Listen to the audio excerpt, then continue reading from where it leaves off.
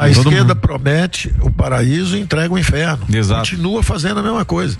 São nobres ideais, são sempre muito bem intencionados, mas não conhecem a economia. Fala bonito. É um discurso bonito que não entrega. É um discurso bonito que não entrega. E nós vamos aos trancos e barrancos, discurso maus modos, discurso ruim, comunicação tumultuada. E aí, inclusive, ideologicamente, isso é trágico pro país também, porque aí tem a turma que canta internacional socialista de um lado, aí a turma do outro lado fala, então peraí, tá aqui a reação, e aí o pau começa a comer. Alexandre Garcia, queremos ouvi-lo, temos 1 minuto e meio, Alexandre. Hino nacional versus hino da internacional, né? É bem a cara, está em jogo a nossa soberania, o nosso futuro, né? O ministro Paulo Guedes está dando aulas aí de economia, de política, né? Tem explicado por que o socialismo, o marxismo não deu certo em lugar nenhum do mundo, nem mesmo na União Soviética com poderes divinos. Agora ele tem explicado também, maravilha, ele tem explicado por que a inflação no Brasil está mais baixa que nos Estados Unidos que na Alemanha.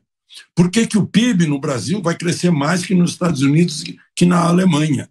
Por que o ambiente de negócios voltou assim tão favorável depois de toda essa campanha pró-vírus, né? Essa campanha que tentou fechar o país por causa do governo, tentou arrasar com todos os brasileiros porque queria arrasar com o presidente da República, né? Ele vai explicar por que é vantagem ter um banco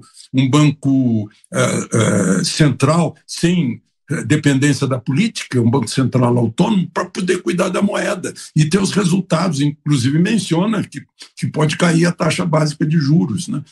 Ele vai explicar como é que o agro sustenta esse país num momento de crise. Explicar por quê. Ele explicou por que o FMI errou tão feio com o Brasil. Achou que a gente ia cair 9% no PIB, caímos menos da metade disso.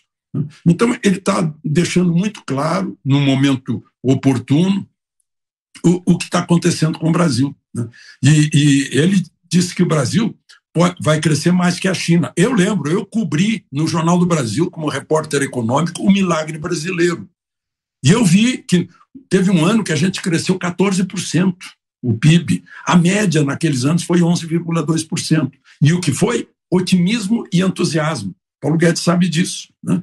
Que o otimista, o entusiasmo, abre empresa, dá emprego, compra, vende, né? Investe, né? É isso que acontece. Queremos ouvi-lo também, Zé. 30 segundos.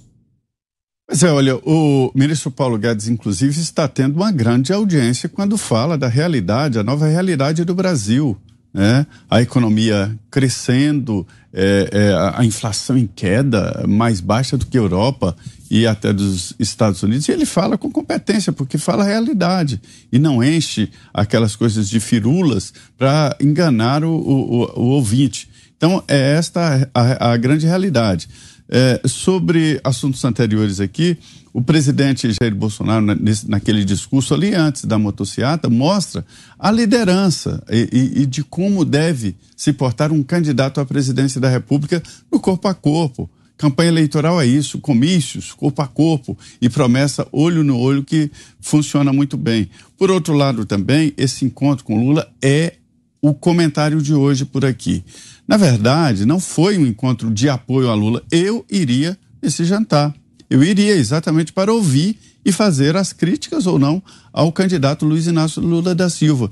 E muitos que foram ali exatamente nessa posição. Não se tratou de um jantar de apoio a Lula. Não se pode também enfiar a cabeça como avestruz no buraco e esquecer de tudo. Um produtor de conteúdo como o Brasil Paralelo tem que estar antenado e ouvir.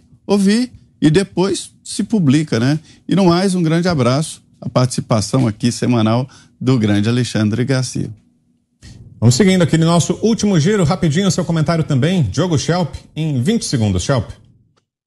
Eu achei interessante, de todas as coisas que foram faladas nessa entrevista do Paulo Guedes, quando ele se referiu à questão das emendas de relator, né? Ele demonstrou um desconforto com isso. Ele falou que, segundo ele, a corrupção era muito maior em governos anteriores, coisa de 220 bilhões, eu não sei de onde ele tirou esse número, mas de qualquer forma, ele falou que se houver corrupção atualmente, e aí ele citou especificamente as emendas de relator, seria talvez 20% do total, algo em torno de 3 bilhões, se houver corrupção, claramente. E aí, junto isso com o que ele falou ontem, em uma outra entrevista, em que ele disse que a direita também é danada, gosta de um orçamentozinho, né, e de favores. Então, a equipe econômica de Guedes sempre esteve desconfortável com essa questão das emendas de relator. Inclusive, chegou a mandar um ofício para o presidente sugerindo vetar justamente as emendas, e o presidente ignorou.